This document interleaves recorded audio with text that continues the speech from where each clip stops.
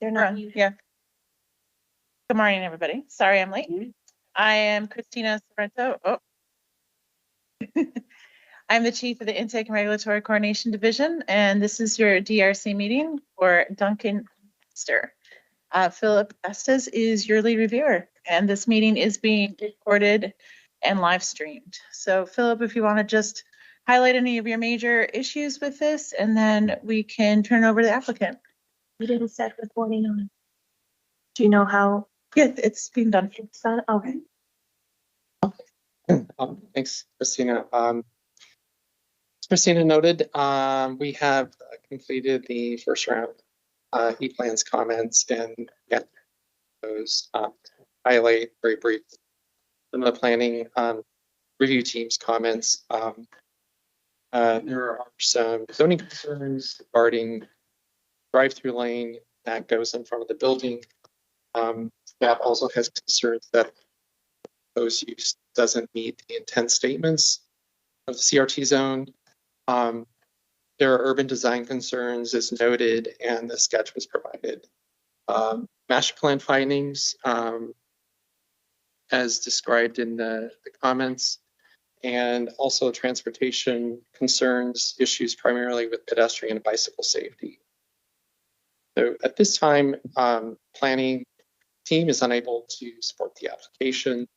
So I think so that we can focus on the applicant's primary concerns, I can hand this over to the applicant and we can begin the discussion. That's great. So I have on display the layout that was submitted with the application. Thanks, Philip.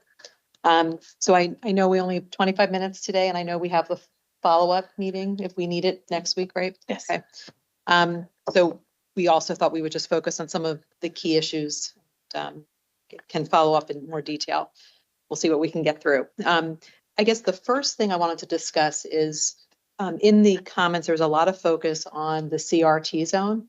And I wanted to make sure you all had seen the zoning confirmation letter from DPS and DPS legal counsel confirming that this is a legacy designated site. The building is legacy designated. The building is staying. It's being renovated with the Dunkin' Donuts to be located within it. So from a development standard perspective, we are applying the development standards of the prior C1 zone. So the CRT development standards in terms of the layout don't apply per DPS interpretation and review. We are applying the use standards as also recommended by DPS for the drive-through. So we meet all of the use standards for a limited use with how the project is laid out. So I just wanted to, I guess, pause there because I think that's kind of a primacy type issue here, is that this is legacy, designated, grandfathered, and in terms of design, the building is not being moved. We don't need to move the building from a code perspective. I think that there's some other conversations we can have. I know that there's some questions in terms of pedestrian safety and transportation, and I think that's really a separate discussion.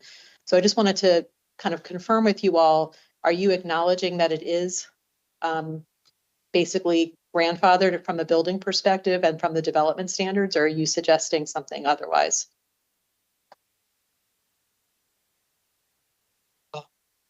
Well, in terms of the legacy standards, yes, we do acknowledge that the development standards are subject to the legacy standards. I guess the use standards is described in the CRT zone. So the use should be consistent with the intent statements.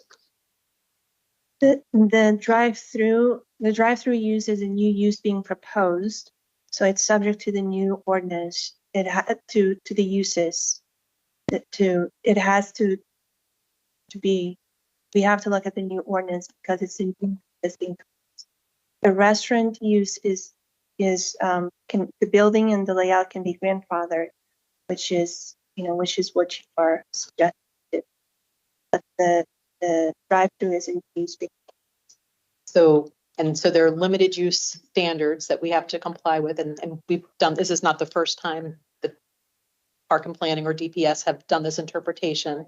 And we fully comply with all the limited use standards for a drive-through. And certainly a drive-through, objective code standards basically have things that we apply, and what we've been utilizing and relying upon are those standards.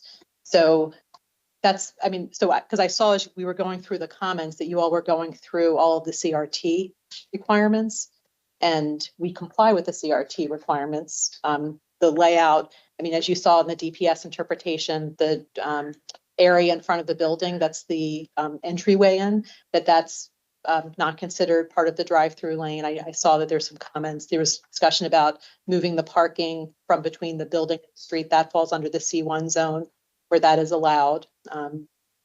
So Yeah, I just wanted to clarify, Yeah, I think please. one thing you said in terms of, we're grandfathered under the old code and the C1 standard. So the only thing that we're subject to today's current zoning ordinance for are use standards, specifically in Article 3, the drive-through use standards.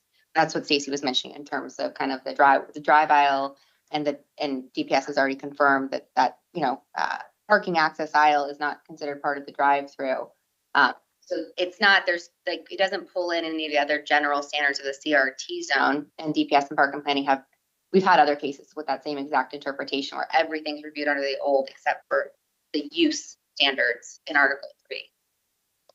if you look at other drive-through type cases that have come through Park and Planning, you'll see, it's very consistent and objective in terms of how Park and Planning and the Planning Board and DPS have interpreted these older buildings and how they're implemented.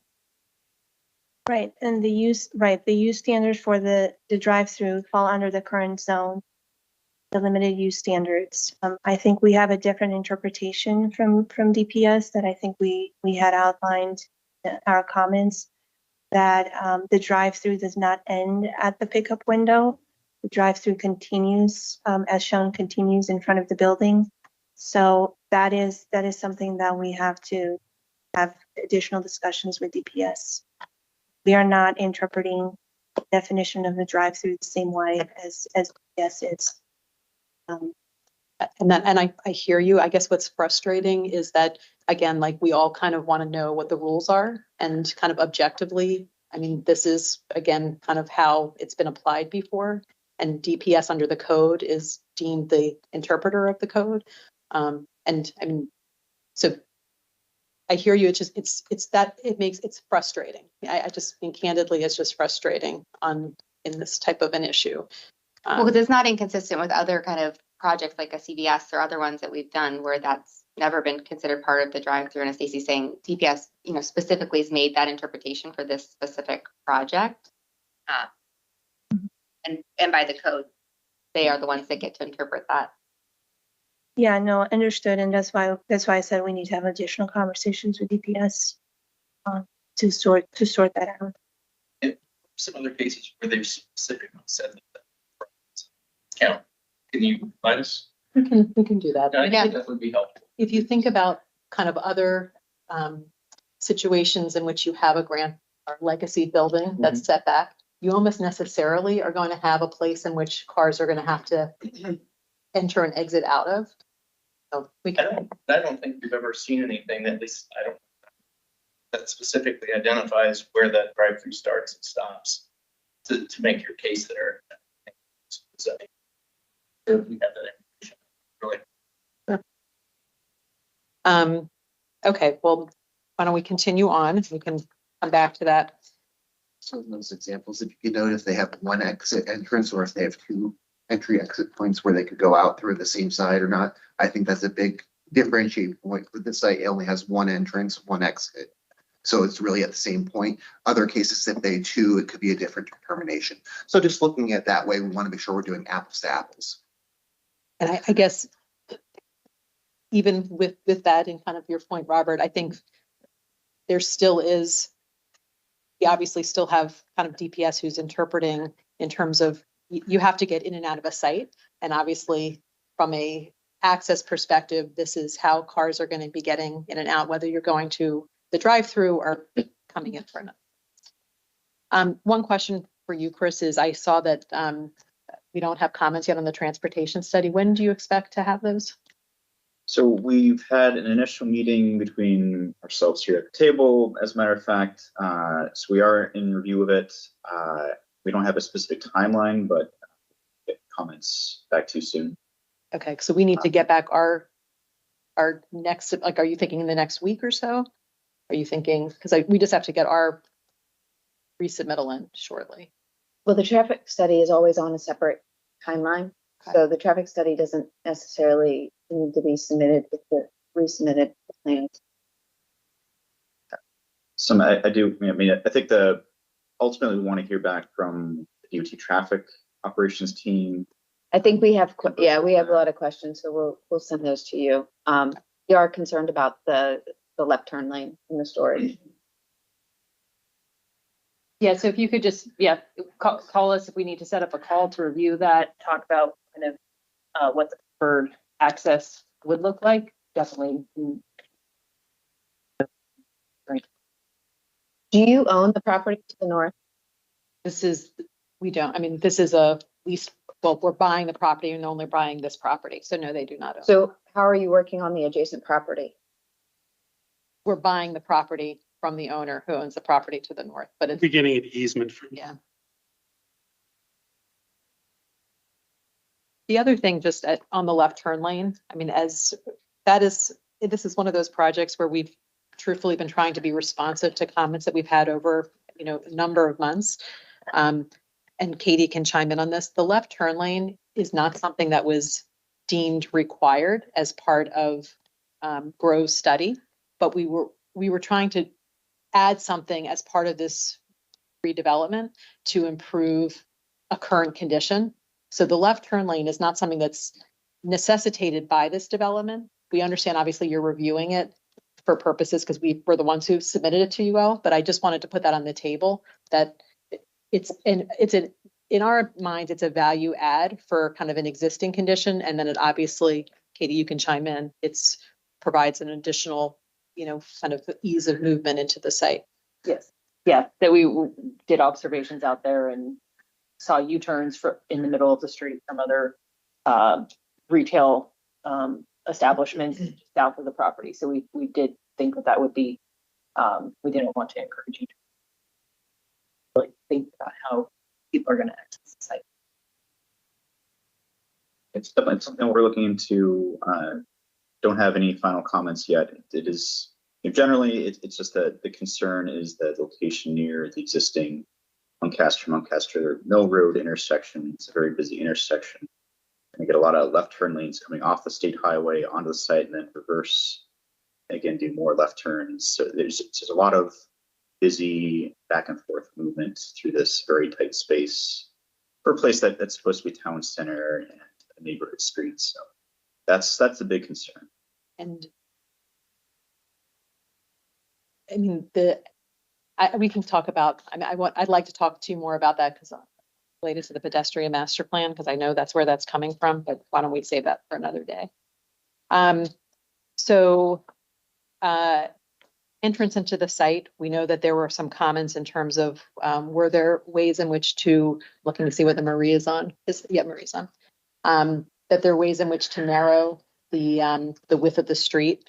And again, kind of progression wise, I just wanted to remind you all that initially when we met with you, we actually did have a different configuration of that entry. Yeah, the original plan had 25-foot radiuses off of Moncaster, and we were trying to narrow it down. So we used the driveway apron, the modified driveway apron that the fire department allows.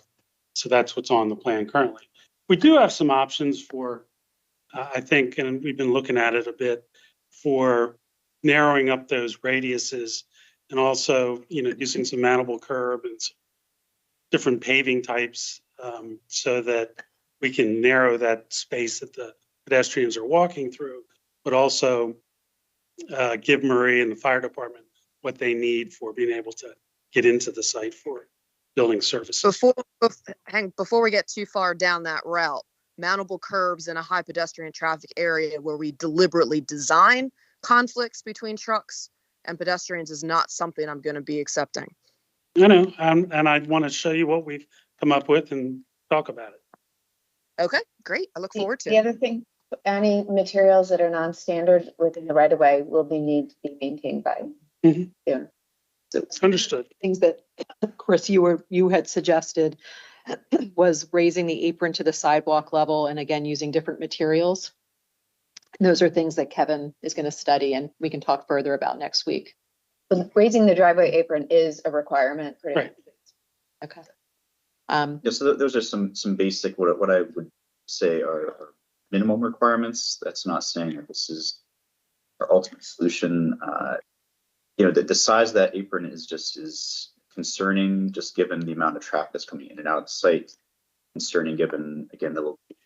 It's supposed to be a highly pedestrian and bike oriented community.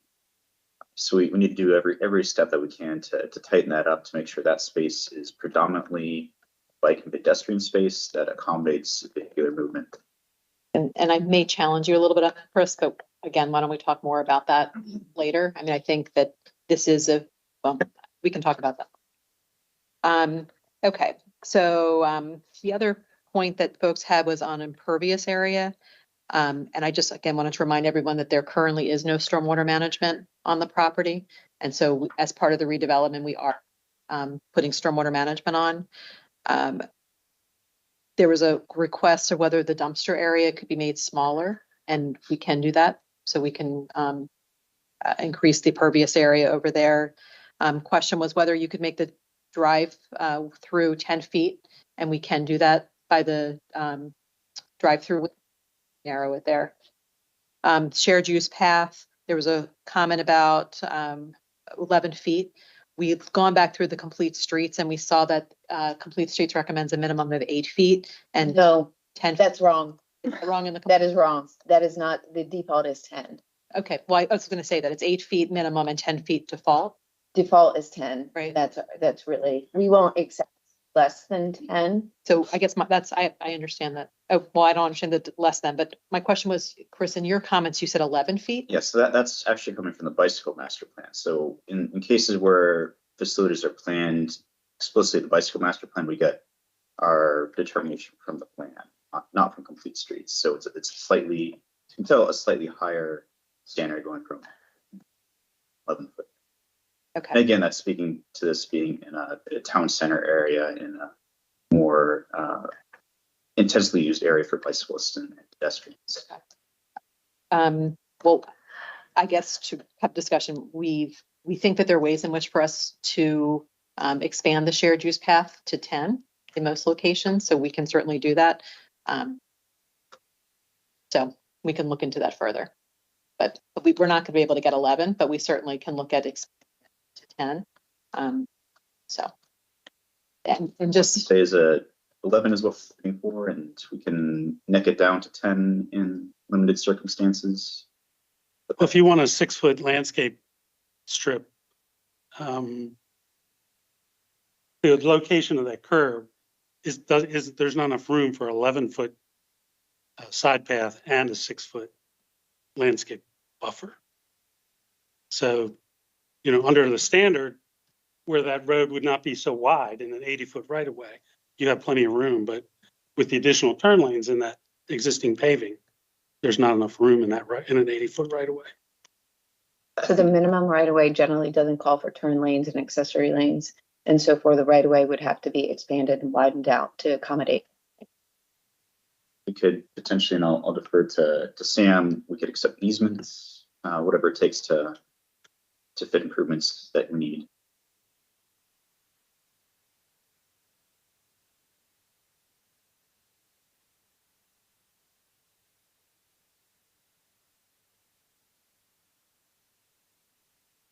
on tree coverage, there's a request whether we could add trees to the north, and we can do that. We can put those in. And then adding additional trees, someone's comment about adding additional trees along the frontage with some adjustments. We believe we can add some additional trees there as well.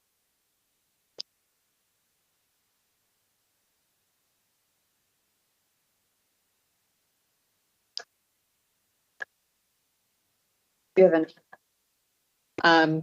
I do not have anything else for now. Is there anything? You show a wall inside where the PUE is supposed to be. That'll need to be. Yeah. Kevin, do you want to talk about that? Well, the property's not platted, so there is no current PUE there. You were required to provide a PUE. 10 feet. And so therefore, we're not going to accept a wall inside a PUE, whether it's proposed or existing. Okay. And also inside the right of way, Kevin, What's that? providing one in the right of way as well. Right. We asked you to take a look at that and see if you can either grade out or lower something without the wall. Yeah, the one in the right of way is because we didn't want to grade on our gas station's property. Because the grade is so steep on the gas stations we're next to, so we can certainly shorten up the path, so we're just doing it right in our frontage. We were trying to carry it down to the next driveway, and that's why that retaining wall was there. Yeah, I mean, the preference always is to shift the grading to your property beyond. Right. But we don't have the ability to shift the grading on the gas station property. Right, did agree. Yeah, But I think, I'm sorry. but it sounds like what we probably could do is we can potentially put the retaining wall, just move the shared use path and basically continue on our property, right? Yeah, we'd have to shorten it up. Yeah. Okay.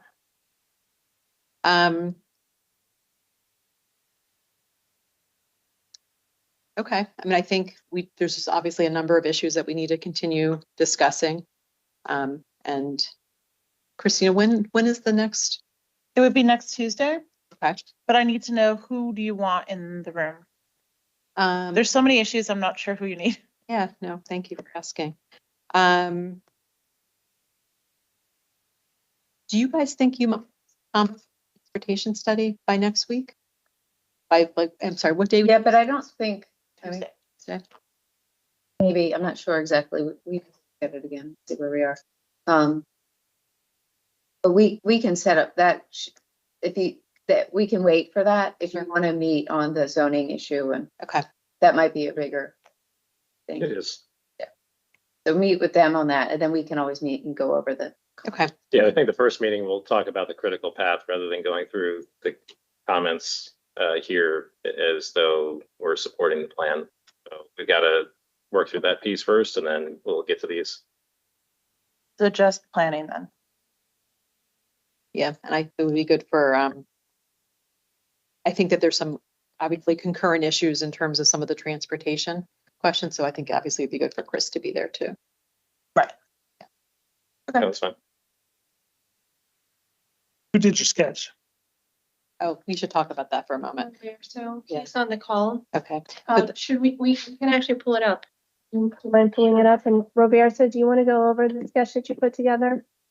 we actually, and we might be able to kind of just quickly Well, just For one that- issue about the sketch. We totally understand what you're trying to do here, but you gotta remember that that sketch puts you on the wrong side of the drive-through window.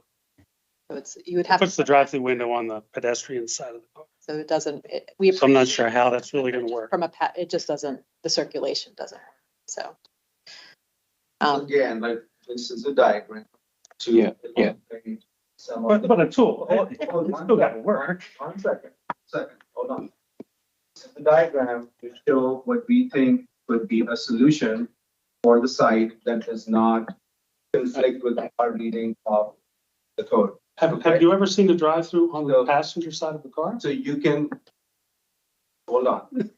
So you can look at it and you can try to see what you can take from it, come back to us. But we have a fundamental conflict here in the reading of the code. We currently, as we read the code, as Sandra said, can support what you're proposing. I get that. So it's fine to point out flaws in this. I'm sure there are many more too. There's grinding, there's stacking, all sorts of stuff. But what we're trying to say is that there's a fundamental conflict here about the interpretation of the code. And once we get past that, then we can talk about all these things, right? The orientation of the drive-through, the retaining wall in the right-of-way. But until we have resolution on that, it's kind of a meaningless conversation to engage in. So let's Let's hold up. There's also drive-throughs where you can order on the right and then go pick up around the corner at the back. So there's plenty of ways to do this. There's many drive-throughs that have been very creative. Different chains do their drive-throughs completely differently. Chick-fil-A does it very differently than Dunkin' Donut. We are very intimately aware with that. So that's where we are. We appreciate that. We appreciate the comments. I think, again, the fundamental issue is that this is a legacy property and there's no requirement to move the building. There's also sustainability perspectives, obviously, good reasons to preserve buildings as well, which, you know, we hear in other cases too. But thank you all. We appreciate it, and Something will be sent out today. Okay. And remind me, is there like a coordination in terms of timing, or is it like is there a set time typically, or should we declare schedule? It'll typically be in the morning. Okay. It depends on how many others we need to do next week. Great. Thank you. Yeah. Okay. All right. Thank you all. Thank you.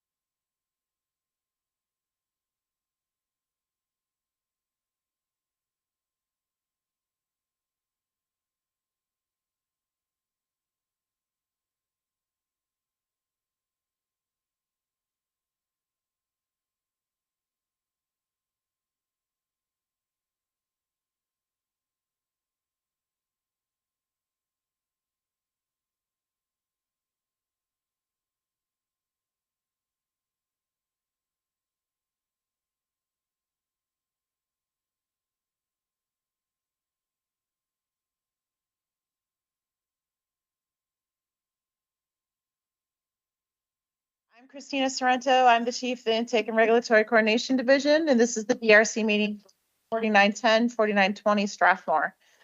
Your lead reviewer is Emily Tettlebaum. She is pulling up the plan right now. This meeting is being live streamed and recorded. Emily will just highlight some of the major things we should talk about, and then she'll turn it over to the applicant. So Emily, go right ahead once you're able to pull it up. Thanks. Good morning, everybody. Thanks for being here today. One moment. For the record, I hoped to make it in, but the metro was a complete mess today, so. Oh, Thank- Oh, no. Okay. Okay, here is the plan. So while we were a little troubled by the removal of one of the housing uses. Overall, this proposal looks pretty good, and there are several positive elements: the removal of the curb cut, more open space, more trees. Those are really positive elements of this plan. We did have some questions about some of the changes that weren't very clearly reflected on the plan. The change in the LOD, especially for the forest conservation plan. It looks like there were some minor changes to different parts of the plan for the LOD. And then it looks like you're no longer proposing the pedestrian bridge along Strathmore. So we just wanted to make sure that that was clear throughout the application. It looks like it was mentioned in the transportation study, but not in other places. So if that's the proposal, we just want to work with you on that and make sure it's clear throughout the application. We also had some urban design comments, especially related to the entryway along the main street, Street A, I think. We'd just like to talk about some gateway features and either side entrances or side porches for the houses that front along that street. So other than that, the plan looks pretty good overall. So we're happy to answer any questions you all have on our comment. Thanks, Emily. Yeah, we had a chance to go through all the comments, and we had a team meeting yesterday just to kind of digest everything. So we had a couple things to go in no particular order. I know Katie's there, our loan representative in the room. So we'll start with her on the bridge widening and why that was, and I understand some of it is just, it wasn't clear, like an SOJ and everything, we'll make those revisions. But as far as why that dropped out and other improvements were prioritized, I'll let Katie handle that. Great, thanks, Erin. So we got a lot of comments on just kind of clarifications. There is a long history with this project, so we can definitely provide you all that information related to trip generation and kind of the assumptions that we did there. We did see the comment about the bridge widening being removed as a project. Part of the reason we did that was because we've been when we were first going through this project, there was a lot of focus on the pedestrian connection to the east, and so all the projects associated with all the improvements associated with that project stayed on the list, high priority. The other two projects that were still on the list are ADA improvements, a pedestrian crossing, and we've always been told prioritize ADA improvements, especially with this project and some of the challenges that we've gone through. And so that left, the final project was the bridge widening. And so that's where we didn't have enough money to spend on the bridge widening. And so that's where we can do the payment that can go towards a bridge widening, but it's just not a project that can be included with all the other priorities that were prioritized before. Okay, yeah, I mean, I think just making that clear throughout the materials and then also just providing the cost estimate information as part of the transportation statement. Okay. So we can clearly see, that it doesn't fit within the proportionality guide. So include that, the cost estimate that we previously did for that bridge widening. Okay. Do you need to update the cost estimate? Numbers have changed? No, you can use the previous, as long as they're keeping the cost estimates the same and the proportionality guide the same as previously done, they can use the same materials as before. They just have to be apples to apples. Okay, and we can do that. And I think that's the only transportation thing, Erin, we had. Yes, the only other thing related kind of to that circulation question is there were some comments from MCDOT about connecting the alleys to the public streets. And we actually got that same comment at the original entitlements. The reason that those aren't provided is we don't want to encourage pedestrians to go into the alleys. They're meant to be, obviously there's sidewalk connections all over the place and along this public street. So we want to keep pedestrians out of the alleys to the extent that we can and not invite them in. And there's also transformers and other infrastructure that would impede such connections. So I just wanted to kind of explain that and see. I would encourage you to make those connections and move the transformers out. People are gonna walk in the alleys. You know, you walk out your garage door a lot of times, not your front door. So I would encourage you to make those connections wherever possible. Because if you don't, people are still gonna walk if they think that they can walk through it. Well, I mean, I guess one of the other points is we had this conversation in the original entitlement. So now we're revisiting things that were already decided the last go round. No. You're in for an amendment, so I look at it as something that might have not got. So we just think that the people will use those alleys. They will walk in there, their garage door. A lot of times they don't walk out their front door. They use the garage and they use the alley. And so why not have the connection? We can take a look at it, but again, Yeah, I think we want to discourage that. It's not going to discourage it. There's not that many vehicles using those alleys. So people are going to find time. I live in a neighborhood and people walk out their garages all the time. So I just don't think that you putting something there is or not there is going to discourage somebody. It depends on where it is. If it's between two buildings, maybe it doesn't make sense. But if it's at the end of an alley that connects and that's the quickest way to get out to the street where they want to walk, then they're going to probably use it anyway. Well, and Rebecca, it's Wyndham, unless it's fenced, right? I mean, if there were some sort of permanent screen or fence, which we often do, that would be different, correct? Yes. Yeah. Okay, I got it. Thank you. Well, and if I can jump in, this is Jack McLaurin. That is the proposal is to have a elegant screen wall. We can talk about it a little bit later. I think I want to address some of the urban planning issues, and I have some photos to show, or we can do it right this second if we want to change the screen. But this will be a permanent type of structure in there, and we don't really want people that they're not defensible spaces, especially between the two buildings. They're not really defensible spaces, and there's a functionality to the alleys that we want to protect and secure, but then also we want to inhibit people looking into the alleys, which is why we have those areas screened off with permanent structures like a wall or a fence. So we don't want the little vistas or the viewpoints into the alleys. So just more supporting information there.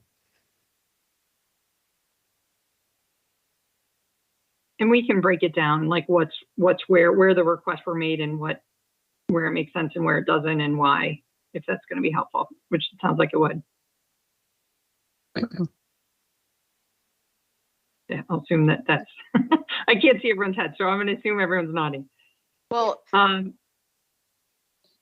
Rebecca asked for me to zoom in. Which area did you want to look at? I was just trying to look at it. Okay. Well, I have it highlighted on my screen. If it would be easier for me to just steal the, Sure. let me just do this. Everybody's, concerned about time and all that. So these are the areas I think identified lot by lot. So this one here is a connection that we don't want to encourage. There's some topo here. I think it's about 3 or 4 feet, if I remember right. So the alley is lower than the street. We'll talk about the side porches and stoop comments in a second, but this is one that we would discourage. These are and the there's other a wall two. there, right? Yeah, there's a wall there. That's right. Yeah. These are the other two that also have walls. Let me move my little cloud out of the way. This is a wall here.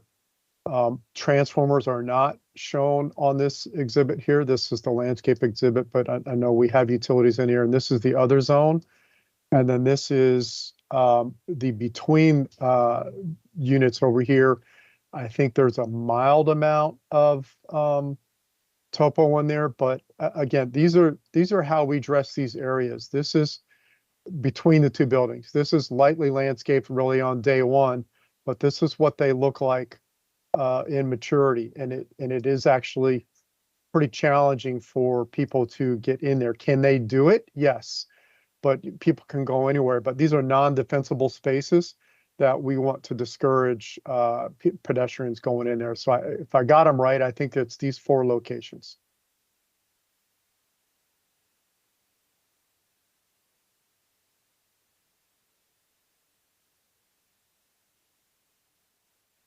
Just out of curiosity, how are you maintaining emergency walking access to meet 450 feet to every point in the exterior if you're blocking walking space around and between the buildings. You have coverage, hi Marie, good morning. You have coverage through the fire lanes. See, I don't think you need to. So I didn't think these alleys were designed for fire department access, at least not all of them. They are not. None of them are. None of them are. Okay. From for fire trucks. None of the alleys are fire lanes, if that was the comment. So we have frontage. We have the pull in here, the paved area. Same with this one over here. We have street frontage, and then these are covered on Strathmore, Street A, and then Street B. Well, again, that's the frontage. You still must provide walking access to the rear for firefighters on foot to reach the back of the units. I'll take a look at that on your next submittal. Thanks. Okay, great. And I think it's a matter of maybe we didn't go so far as to illustrate the landscaping and the utilities that are in those areas. So we can take the next step on that as well too. I'd appreciate it. Thank you. Yep, thank you.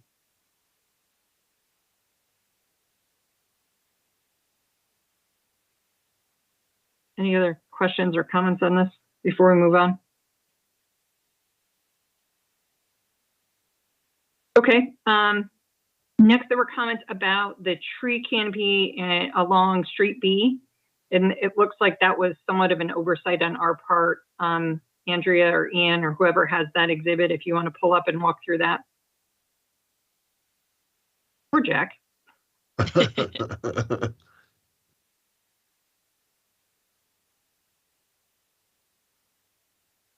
Jack, you're muted. Jack, you're on mute. Wow, that was really good. It made me maybe tear up. It was really an oversight on our part. What we had shown were underneath my green circle were more flowering ornamental trees.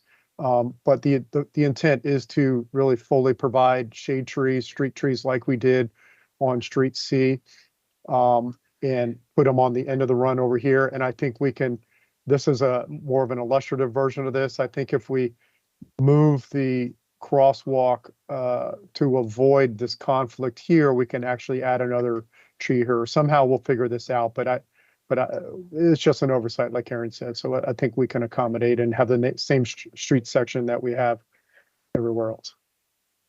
Yeah, Jack, this is Natasha, the designer, that I made that comment. So I appreciate that you're correcting it for the next round, because we extensively talk about like the first time that you guys came to us. So we just want to see what is happening on the west side of the street be carried over.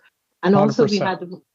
we had one suggestion regarding those the last three row houses, townhouses that Street B, East Street B is kind of like terminating into the driveway for those three houses. So one recommendation that we had, if it's possible to extend stakes, so those three houses would be alley loaded, not front loaded. I think that will definitely help with the street escape and transition between the street coming into the alley, because that's kind of like a transition zone. The street B is kind of like terminating and then turning into the alley 6.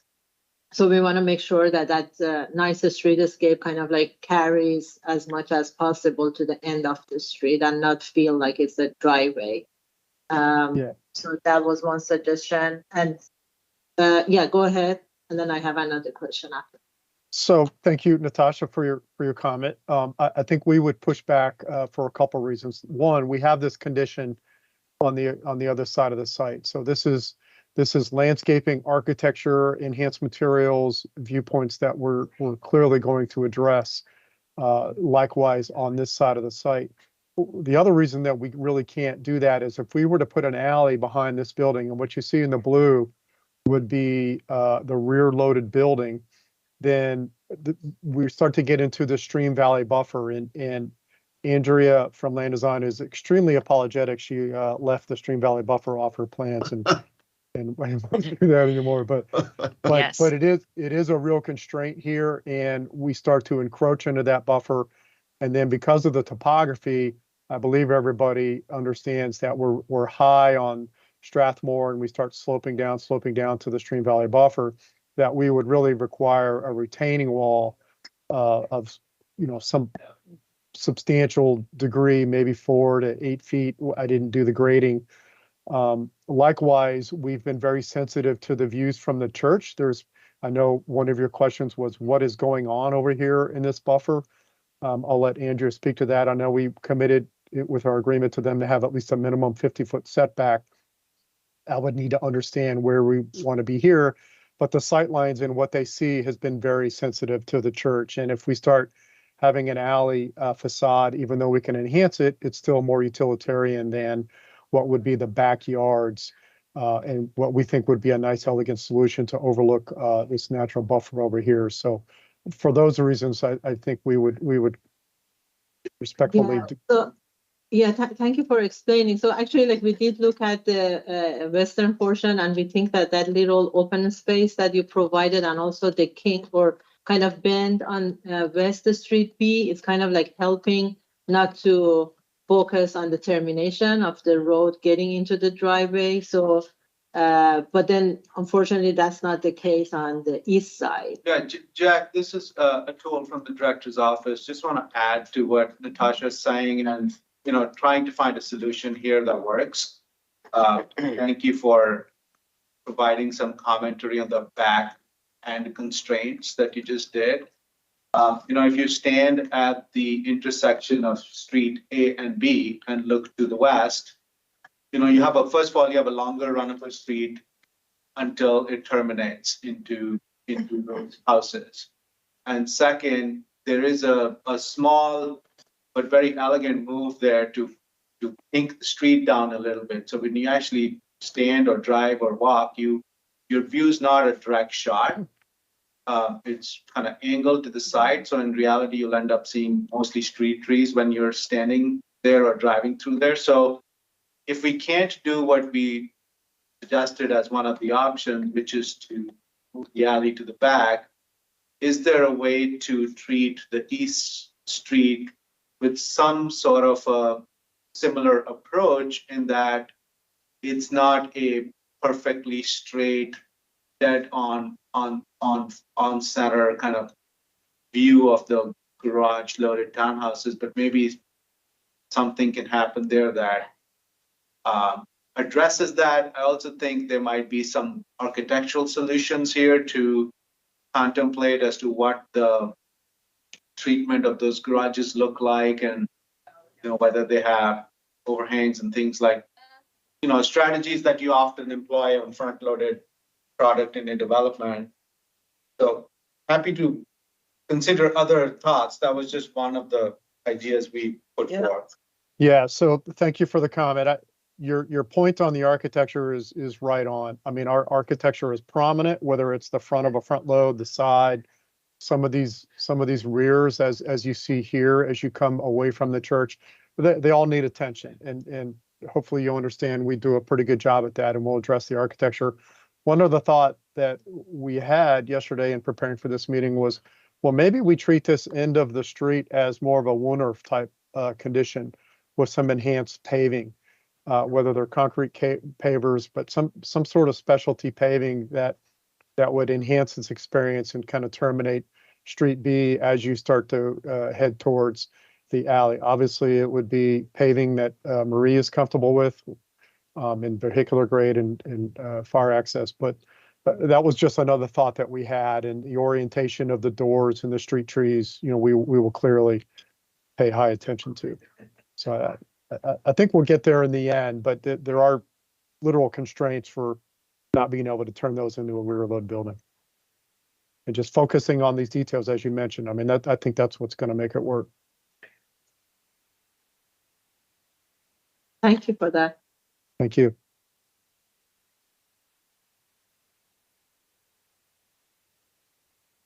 I don't know if you want to stay on. Aaron, you're on mute. I don't know if you. Go ahead, Jack. If you want to just stay on the side elevation, since that's exactly what I was going to roll into. So no, you're good. I think that's the last thing that we had to cover, and I think Natasha had something else, but why don't you roll into that? Well, let's talk about the entrance first. I mean, it is 100% our intent to be elegant, like Symphony Park down the street. Thank you for the reference.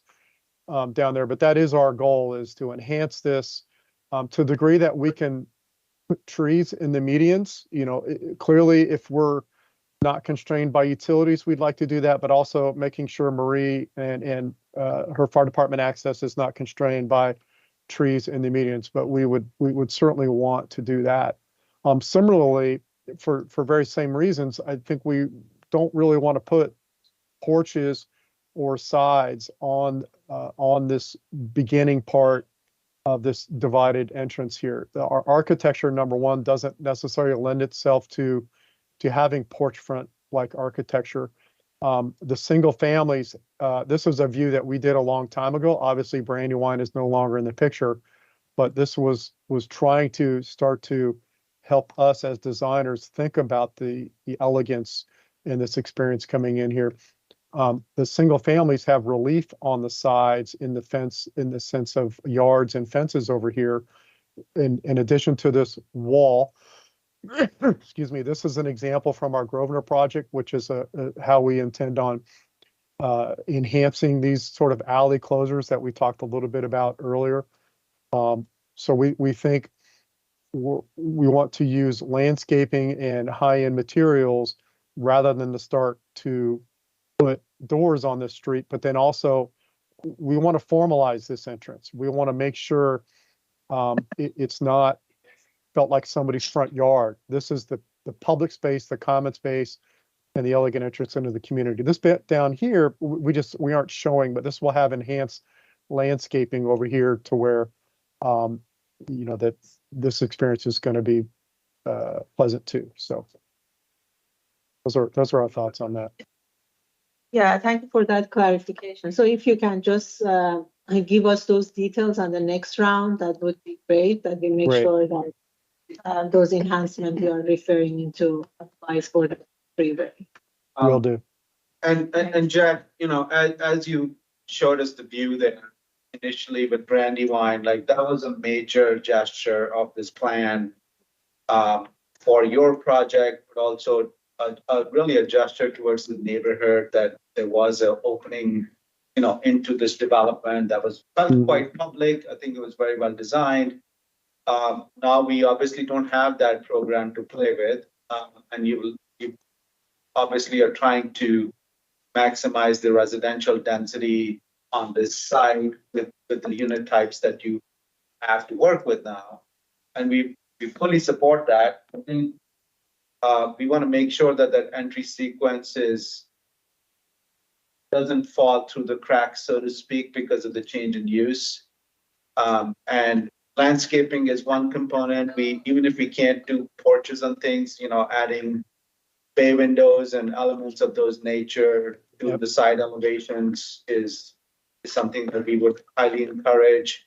And then how do you create a sense of sort of gateway and entrances? You know, Symphony Park has, I think they have some stone pylons and things like that. They have some seat walls at the public street end where, you know, those elements, we haven't seen them yet on the plan, but I think understand that you can't do everything we're suggesting word by word, but we do want to make sure that that feels like a public and sort of the primary entrance into the development, and one that is sort of built to a higher standard in terms of urban design.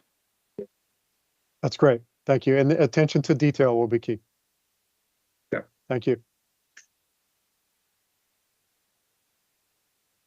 Those are the topics we'd identified. So I don't know if there's anything else that we didn't cover that someone wants to. Did you have anything else, Natasha? No. Covered them. So this is WSSC, if we can weigh in. Sure, yeah, please. Okay. Again, I'm Matt Snyder with WSSC. We just had a couple little items to touch base on this. In the previous design side, there was a critical comment made about the connections in this lower side. So I'm sharing my screen now. Hope everybody can see it. For this, these connections are not standard to WSSC. They get a little bit closer to the units themselves. They make it hard for us to maintain and service these units. So this item will need to be addressed on there. Similarly, the This new portion of the units are too close to our mains, so we need to have at least 15 foot, allow the excavator to excavate out the mains in order to maintain it. We need to make sure that we have our required clearance to work on these mains whenever we need to. Finally, there's a bioretention pond where the connections for this one lot, lot number 2, would have to go underneath this. That's not something that's ideal. We get infiltration. It makes it harder for the private citizen to maintain their water and their sewer underneath it. So those were our critical comments on that. Matt, this is Luis Gonzalez. I'll go ahead and set up a meeting with you. We have some follow-up exhibits that we can walk through with you. So we'll see if we take this conversation offline. Okay.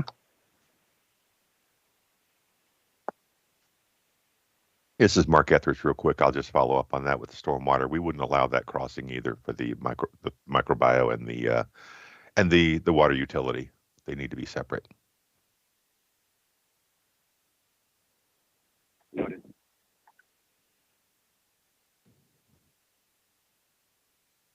Were you going to talk about the buffer area against the church and exactly what's going on over there?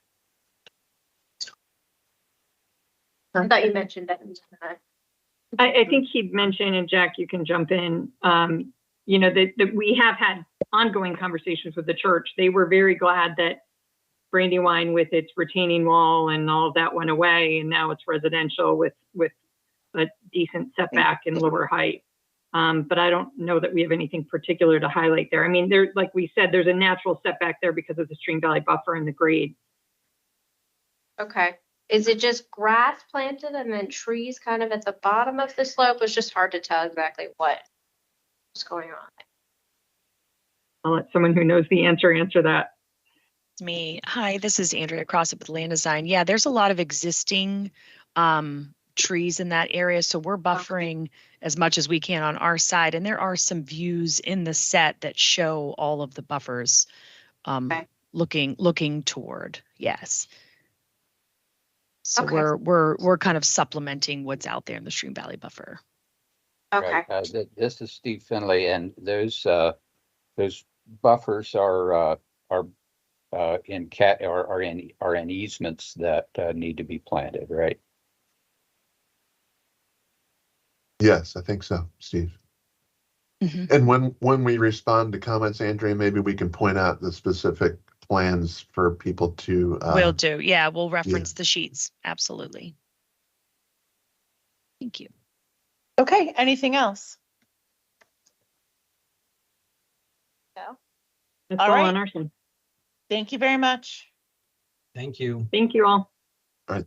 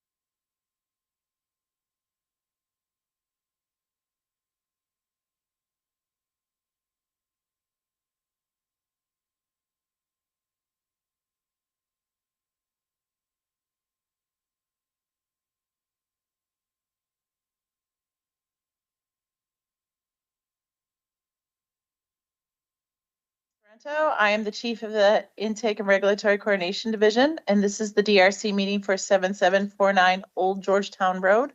Your lead reviewer is Grace Bogdan, and Grace will kind of highlight any of the bigger issues we should talk about and then turn it over to the applicant for you to ask any questions you might have. This meeting is being recorded and live streamed, and I'll turn it over to Grace. So since this is sketch plan, I'll just briefly mention, obviously this has gone through an advisory panel.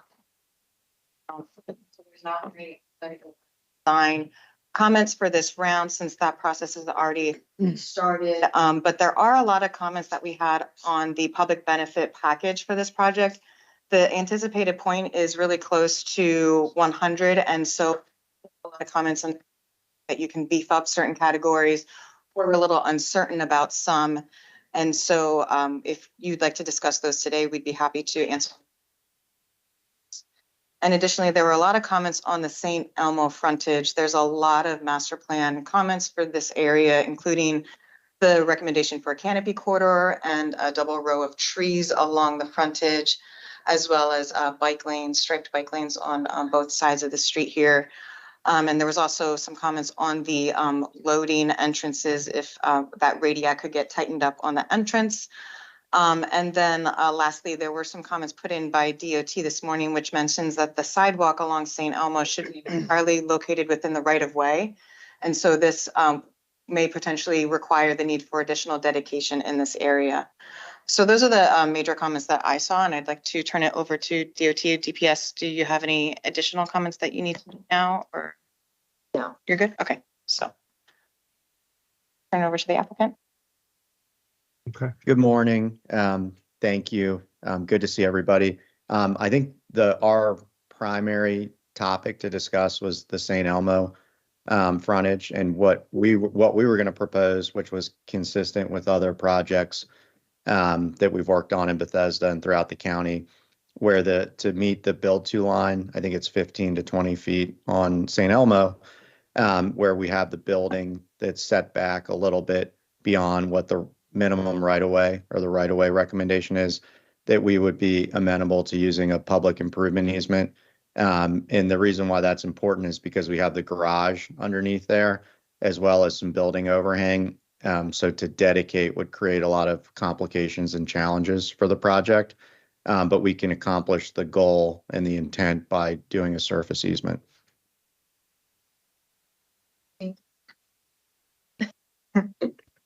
I think that we've encountered challenges for getting a plat approved. The county attorney's office. Yeah, I mean, Matt, the issue is, as you know, Chapter 49 states that private permanent structures cannot be located within right-of-way. Easements for that purpose is treated just like right-of-way. So we need to discuss this with the Office of the County Attorney and make sure they're okay with it before we would accept it.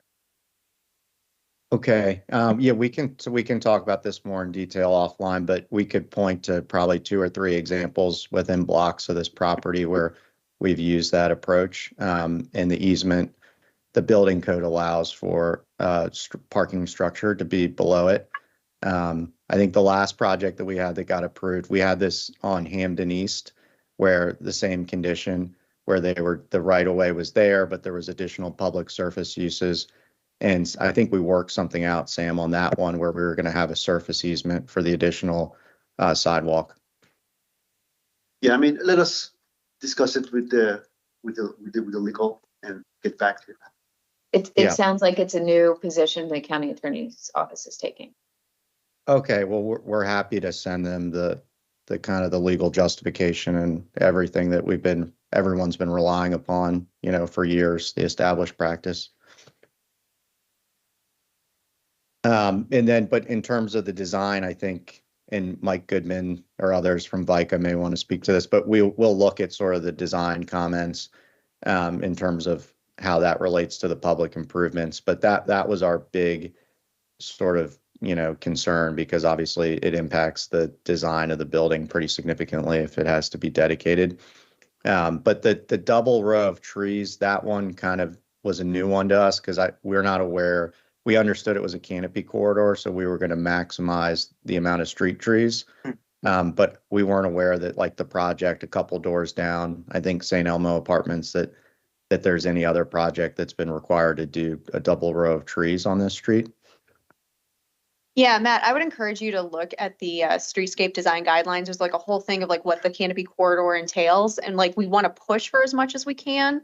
But I can't remember, did St. Elmo Apartments come in before the plan was adopted, before we had design guidelines? So that might be why. Well, they went to the DAP, I'm pretty sure. So I don't. Yeah, they did. Okay, maybe not then, but It's not. They were approved though prior to, and then there were amendments afterwards. I see. So- Okay, so maybe that's part of it. But yeah, we're going to be, especially since this is kind of a gateway into this part of the Woodmont Triangle, we're going to be looking to achieve as much as what's intended by the guidelines as possible, but we'll work with you. Yeah, I'm certain that a double row of trees would be challenging, but we can look at it and see if there is some kind of design solution. Yeah, and there's other stuff in there too, Mike, like talking about maximizing the width of the sidewalk, and maybe there's an opportunity for understory plantings close to the tree that kind of achieves a similar like vegetative feel. Okay. Okay. And then on the bike lanes, we can just reach out to Rebecca and Billy to get the design details from them. Oh yeah, and I think Matt, I sent you a section that I worked on with Matt Johnson, or I sent one to Mike. Mike, did I send it to you? I did, right? If not, I can send it again because we worked it out so that we could keep the curb where it is. Right, that's right. And that I think, I mean, it is a little bit tough at this intersection just because there are a lot of turn lanes as you approach Georgetown. But I think I agree that we kind of had it figured out. Yeah, I mean, I encourage you to continue working with MCDOT. I would never say not to, but yeah, I think we're in good shape there. And that's something that would ultimately be shown on the preliminary plan and the site plan, just sort of so that we're all aware moving forward what the expectation is. Yeah, the majority of my comments were heads up for preliminary plan because I think that's the benefit of having sketch on its own is to kind of bring things to your attention so you don't get wedded to footprints and things like that if it's not going to be feasible later. Okay, and then I think the second item on the public benefit points, and we may just reach out to Grace and Katie, sort of offline, but we're looking at adding a couple categories, and one would be potentially public open space because of you can see it on the plan. I think where the right of way was not, we have the right of way dedicated, but there's additional sort of surface uses, so we may be able to use that in terms of programming it and looking at the design. And then the other category we were looking at is the cool roof. So we'll sort of clarify and modify our public benefit point schedule and address all the comments that we received and make sure that there's more than a 1.5 point buffer so that we don't run into any issues at site plan and preliminary plan. Yeah, Matt, before you resubmit, let's talk through that because I think that we'd like to see, some of the comments that we put in some suggestions on how to beef up your existing categories, like, maybe asking more for energy conservation and generation, or having some other ideas to bolster your categories as opposed to taking the public open space one that doesn't really seem suitable for this site. But we're happy to discuss. Yeah, we'll reach out and get that. We want to be on the same page with you on that aspect of it. And then I think Mike had something on stormwater. There was a comment that came in. Well, it was just it seemed like there was a comment that said that we needed the stormwater concept approval. And it didn't say like prior to sketch plan or anything like that. I just wanted to clarify that we're not going to be getting the stormwater concept approval during the sketch plan. But they will need to get the letter from the waiver, right? Kind of thing, or not? Stormwater management. Hey, Mike, this is Mark Etheridge. I can deal with that. Code requires that before the board acts on a preliminary or site plan that we have an approved concept, not otherwise. So but only before the preliminary plan goes to the board do we need the concept approved. We don't need it right now. Great, thank you, Mike. And then I think our last thing was just schedule. We, we know that the St. Elmo issue is going to need some coordination. But we believe a lot of these issues are really preliminary plan and site plan. So our goal was we'll coordinate with park and planning staff, and others, but to get the public benefit points nailed down and then make a clean resubmission, I believe on October 24th, or if you can tell us when the due date is, but just make one more submission so that we can be on track for a hearing, hopefully in early December before the, holiday recess.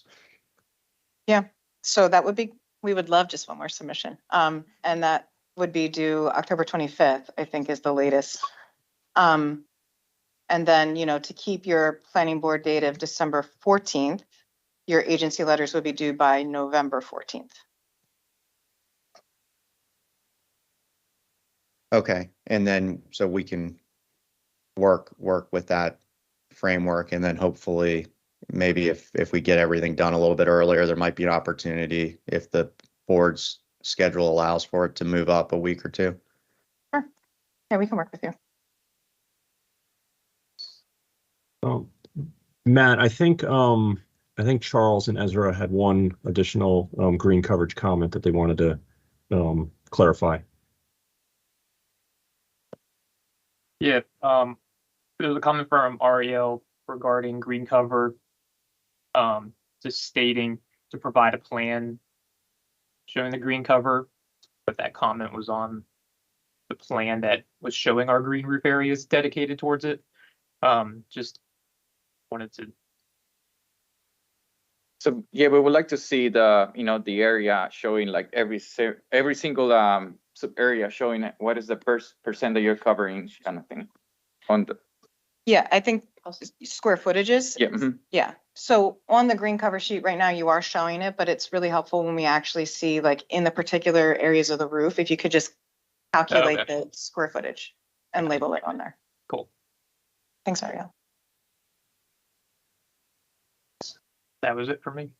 Yeah, and then sorry, I realized there was the one other issue, but it was a sort of a preliminary plan issue, but we would like to explore at the next level a reduced truncation at Old Georgetown and St. Elmo. So we would put in our submission the justification for that under the subdivision regulations. But we can talk with Rebecca and Billy about that, when we get further along with the design. It's a state, it's the state's, so I think the state would have to weigh in as well. Okay, so we'll reach out to Quasi too.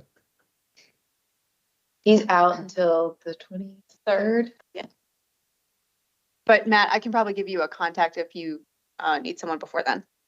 No, I mean, I think it's fine. I think we'll since it really is going to get nailed down at the next stage, but just so that, because we saw that comment come in and we're going to be looking for a little bit of flexibility there, but we understand we need to make the justification under the code.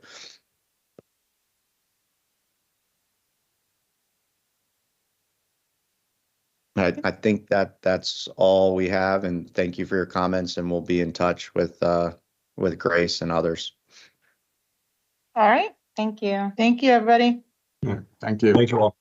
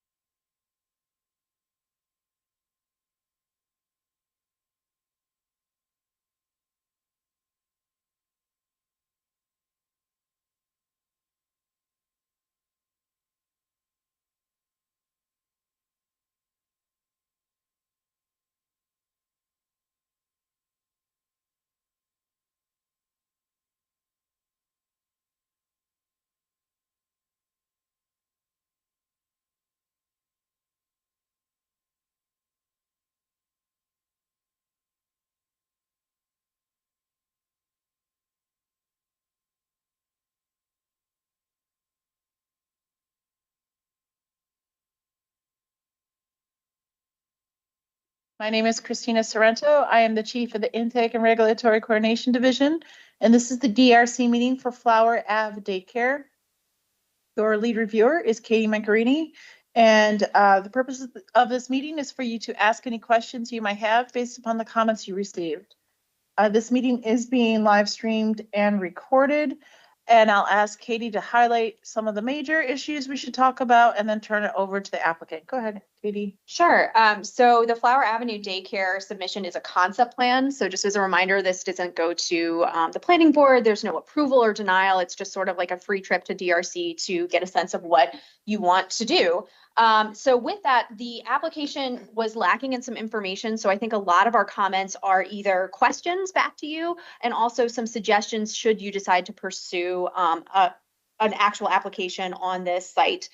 So with that, I'll start with the couple of notes here that this is in the R60 zone and therefore any daycare with more than 8 children enrolled is permitted on a conditional use basis, which requires approvals from the hearing examiner and potentially also Board of Appeals. It does go through the planning board for review as well. Future submissions should address how the proposed daycare will comply with the appropriate findings in section 59644, which is the daycare use, and section 59731, which pertains to conditional uses. Future submissions should include a statement of operations, including the proposed total enrollment, number of resident and non-resident staff, transportation impacts, parking, pickup, drop-off operations, etc. I would also recommend including a proposed structure of some sort on if you decide to pursue something on lot 8, and include a development standards table demonstrating conformance within the R60 zone.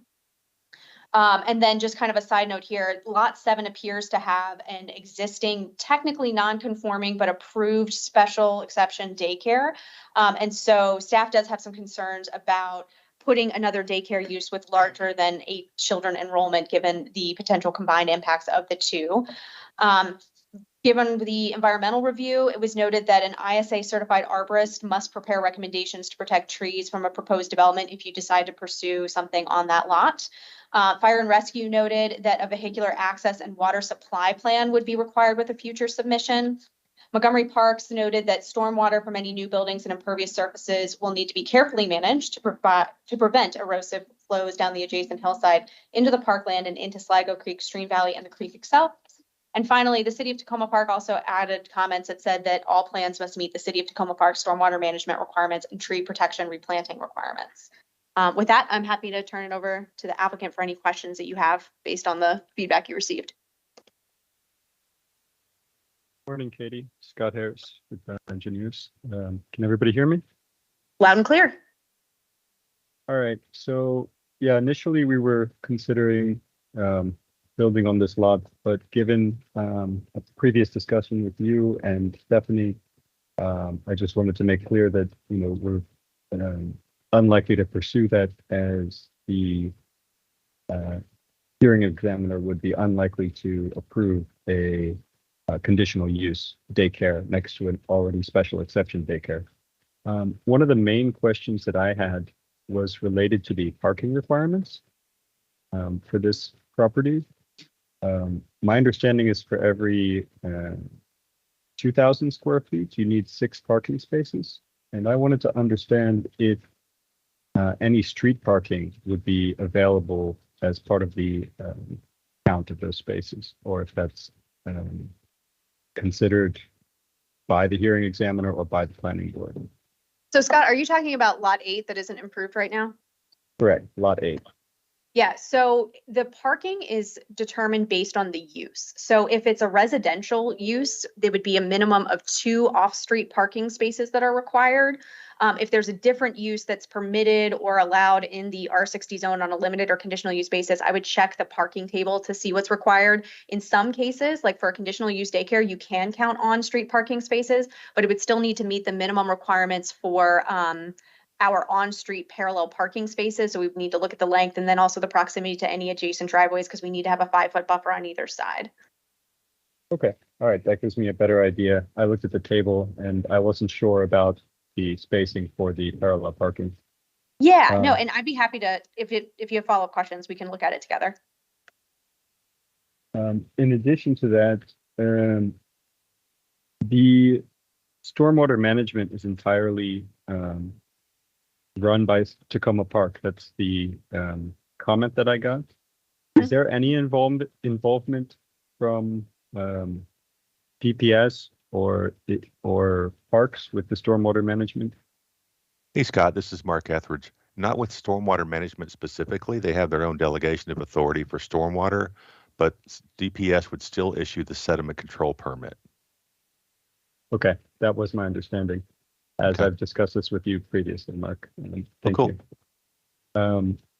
All right, from that perspective, I think our plan is to go in a different direction, as we learned we couldn't likely get another conditional use next to this. Amit, are you on the call? Yes, I am. Do you have any questions for this specific project? Yes. Good morning, everybody. This is Amit Barman, the architect for this project. So, as we discussed before, like having a development at lot 8 seems like probably not something would be going for, but we're looking mostly into having addition to lot 7, and we are further exploring that possibility. But my question is, like, to support the addition to lot 7, can we put some parking in lot 8, as both of them are owned by the same person? Let's look at that. I think that, so thinking out loud, there are design requirements for a parking lot. So I would think we would need to make sure that, like, we've got some screening things there. And then I think there may also be some development standards we would need to look at. But I think that that's worth pursuing, that we could have a conversation about that independent of this. Okay, that's good to know. Okay. Yeah, that's all from my side. Yeah. Yeah, I think that would likely happen through DPS if it's not part of a subdivision plan. Okay. Sure.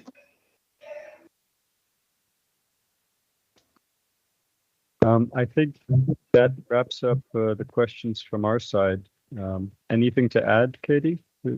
So the only Finish thing this that's up? left to do, so we will be sending you a compiled memo of all the comments so that you have that for your records. And then if you have any questions about that, you want to pursue something different, you're encouraged to reach out to Stephanie about scheduling a pre-application meeting, and we'll put you in touch with whoever you need to be for the next steps. All right. Thank you guys very much. We appreciate your time and the input for this project. Likewise. Okay, thank you. Have a good day, everyone. Bye. Bye.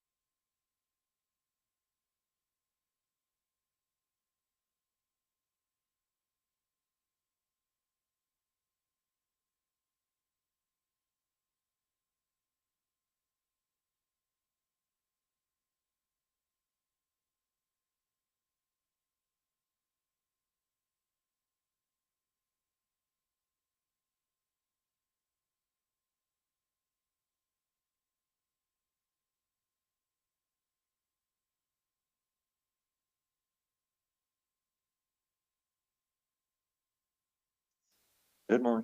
I'm Christina Sorrento. I'm Chief of the Intake and Regulatory Coordination Division. We don't always have conditional uses at DRC, but every once in a while, Mark wants us to bring them and have a discussion. So today's discussion item for CM Muncaster LLC, and Mark is your lead. It is recorded and live streamed. You could go back and look at it another time if you'd like. Go ahead, Mark. Good morning. For the record, Mark Beal.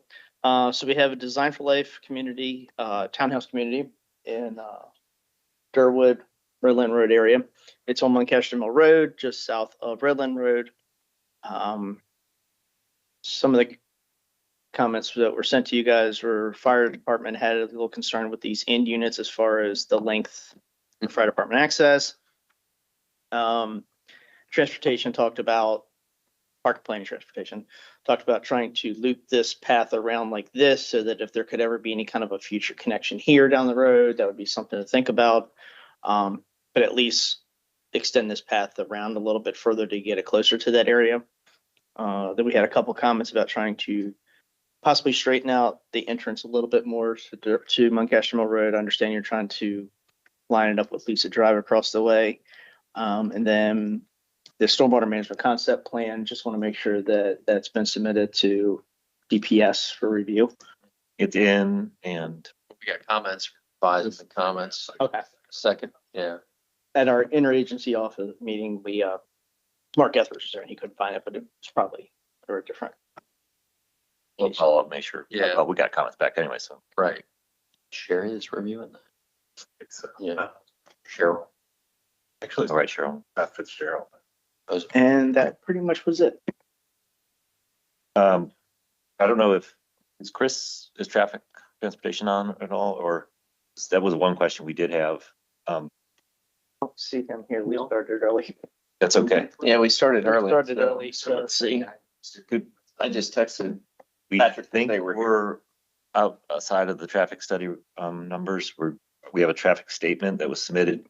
It was addressed to Matt Folden, but it should have made it into the application materials. It was.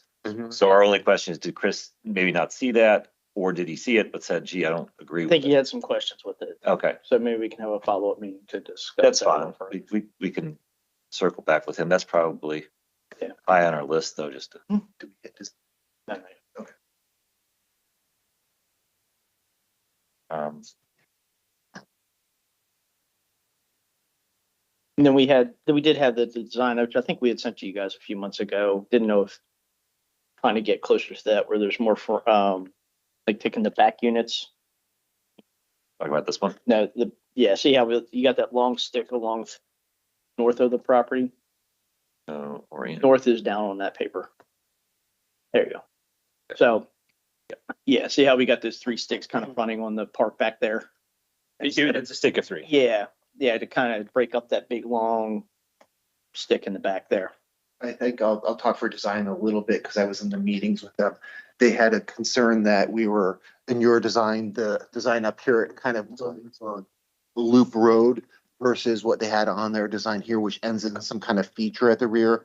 They thought the feature at the rear was an important aspect of bringing it into the site, and they weren't sure about having the loop here. If we could bring that loop up and end here with the units being at the end versus having it kind of the loop road being the feature at the end, that was an important element they were talking about in terms of that. So really they were wondering if we could bring it closer to this sketch more. That we came a long way, but then bringing it a little bit further with having the loop road end here and having something between here and having a focal point at the end was important to them in terms of the overall feel of the site, in terms of the design and the site layout. Is that creating any? So I have to defer to CPJ. I mean, obviously there's various constraints at play here. Right. I mean, we'd have to take a look at it. I mean, I would worry that flipping those units is going to give space to the north. We could take a look and see what effects that has on the layout. I mean, we'd have to evaluate. We can take a look at it and we'll circle back one way or the other. Yeah, sorry, I'll table. I didn't realize there was a chair here when I came up. So even if we can't do the full building flip, bringing that end and bringing in some kind of focal point, maybe changing pavers or something at the end so that it doesn't look like it's a continuation of the street when you go into the alley. I see what you're saying. They want more of a focal. This area A here. termination of that going in. There was a question is where does the alley begin versus where does the street end in terms of the design features. And so by bringing it and terminating it, some kind of feature at the end, even if it's just a gazebo or something, some kind of focal point at the end will give you that termination of the roadway. And then as you make the turn, this is preferred. But if you can't do that for varying reasons, if you can make it so visually it appears to end, even though you can continue on for the alley, that would be a big step in the right direction. I got you. Yep. Okay. We can. So those are kind of the two thought processes. We can definitely look at that. And I think the comment about PAEs was meant to be across the entire all of the alleys on the private street. It was requesting access easements. I didn't get into the access easements. Oh, sure. Hi, Chris. Yeah. So is it for the entire? It's for the entire length of the alleys. As long as, well, I guess it's probably the alley itself. Well, actually, that's probably not our private road covenant. So I think the answer would be yes. If you want to step up so people can see what we're talking about. Yeah. Because Marie's Right. here. I don't know if Marie has any comment. Yeah, so the idea that connection comment. Follow with the is mouse. to future accommodate primarily pedestrian connection. Is it 20%? If this subdivides. Yeah. If we want future vehicular connectivity, I think that would be great too. But I guess that would require an easement across the whole alley. That's what we were just wanting to confirm. Yeah. Yeah. Okay. And there's the other comment on having the bigger comment is the potential connection, working with with this HOA through the corner to access Pedestrian. So the minimum getting some sort of easements to accommodate in the future, but ideally work with the HOA to actually implement something. We've met with him once and we're happy to try and ask. I don't think they were. I don't think there was an appetite to really help us out at all. They weren't really also too negative on it. It was actually kind of split. Some folks liked it and some folks didn't. But I'd be happy to build it if they give us easement. Yeah.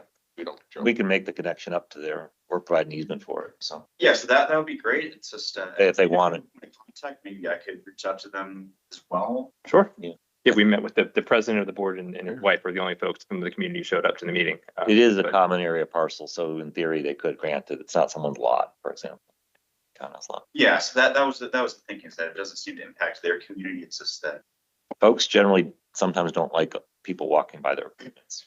Yeah. As you know. Yeah. Let me ask you, do they need to get all their mortgage holders to sign off? They grant an easement across their common area? If it's a common area parcel, maybe not, but if it's a lot, obviously, if it's on lot, for example. Depends on what their documents say, I think. Yeah, it'll depend on what the documents say. There wouldn't be a public access easement. No. No public access easement. It's just an easement to the next door. It'd be a private easement to. Right. A public access easement normally is given to county and county doesn't want it. So maybe we should, so we thought the alleys would be a public access easement, but you're saying We don't want public access easements. Public access. But it would be a declaration of restricted covenants. Okay. Your normal private road covenants? Or? Yeah. That's Okay. what So we're assuming all these roads are private. That's fine. No, that's fine. That gives you the rights you need. Yeah. Okay.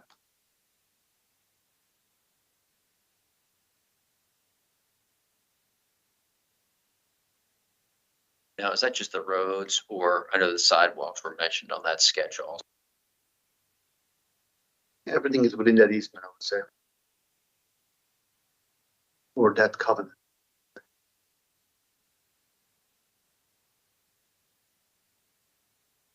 We'll come back through preliminary plans, so that's the time to do it. Road, I mean, obviously that's a state road that you're on, but that connection, that really should be straightened out. That it just doesn't look right. And we were trying to align it. You want to align it, and unfortunately, it looks like you're going to have to remove a unit. You can wiggle it back. You can like move it further back in, but I would not have that alignment like it is now. I think it just creates too much conflict. It's state highways call. I think so, but Yeah. because this is a state road, so, Yeah. but I would not.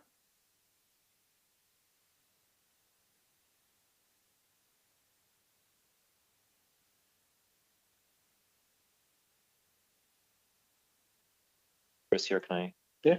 So, we had submitted a letter from traffic group and it's a traffic statement because we think we their numbers.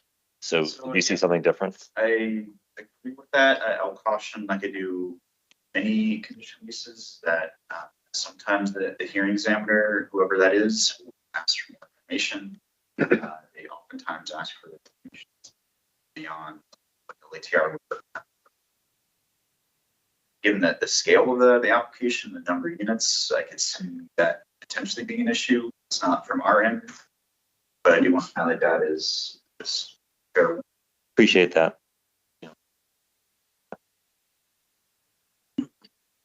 You guys have any questions for Marie? She was on. No, I think we were good on Marie's comments. We think we can address them without any significant changes. Marie, you good? I will be when I see a new submittal. I got it. Is anyone from SHA on? No. Okay. And we talked, you'd want a comment letter from them by the 6th, or, yeah, we're pushing for that. Oh, traffic group will coordinate that effort. Okay. Hey, this is Mark Etheridge real quick with Stormwater. While you guys are coordinating with SHA, Phil, ask them about what they're going to require for on-site attenuation if they are. They've been changing their stance on what's required lately, and they're getting relatively draconian. So make sure you have a handle on what they may be asking you to do before you outfall into their system. Okay, we'll do. Thanks, Mark. Mm-hmm. And Mark, I don't know if you were here for the, Scott Wallace here. I don't know if you were here for the earlier conversation. We do have a concept swim in. We've gotten second round review comments. So we had seen there was a comment that you were looking for that, but obviously it's under review. So I've had comments that you can't increase any flow into the system recently. I've had comments that required projects to do 100-year attenuation. So I don't know what they're going to do, and it can have a big impact on your site layout. Just keep a handle on it. Thanks for that heads up. Anything else? Nothing. Scott, real quick, there was a case, actually Aaron's case earlier today for Strathmore, where WSSC came in and they had some pretty interesting comments about widths of easements, rights of way for internal, for layouts similar to this with townhouses. So I would caution you until you go meet with WSSC, because if they're looking at expanding kind of their right of way for their easement, for their service, that might have an impact on. Yeah. Okay. Require 30 feet. Yeah, and so I'm bringing it up. I don't know how much of it was relevant just to that project, or is it a particularly big line? I don't think so, but I don't know. An internal line. I would just tell you go. Yeah, appreciate it. Talk to Aaron. Go talk to I mean, we already have the approved agent. WSC already seen this and reviewed it. Okay. We can get back that comment, but we'll take a look at it. All right. Yeah. I'll comfort Erin when I get it sounds like she might need a little bit of it. Okay. Okay, thanks again for that heads up too. Good. Another design comment I forgot to mention earlier because I was jumping in, but the end units of the townhomes on the private street, we're going to be looking at high visibility treatments. So those ends don't look like that design, because you're going to be coming in along the main thoroughfare. We're going to be looking at high visibility treatments for all townhomes that have ends up against internal private street. Street versus outside of the street. Street, not the alleys. And so that means. So the side of the unit should be. That's like our units always look. Very important. I'm going to mention that because some end units look great, some don't. But we're going to be looking at more of the design aspect when we go forward to the conditional use to make sure that the end units of those townhomes are nice. Okay. And the same, if we're showing anything or want to submit anything again, November 6th. Yeah. Okay. Okay. Everything good on our end, so. Anything else? Ken? Thank you. Thanks, appreciate it. Appreciate it.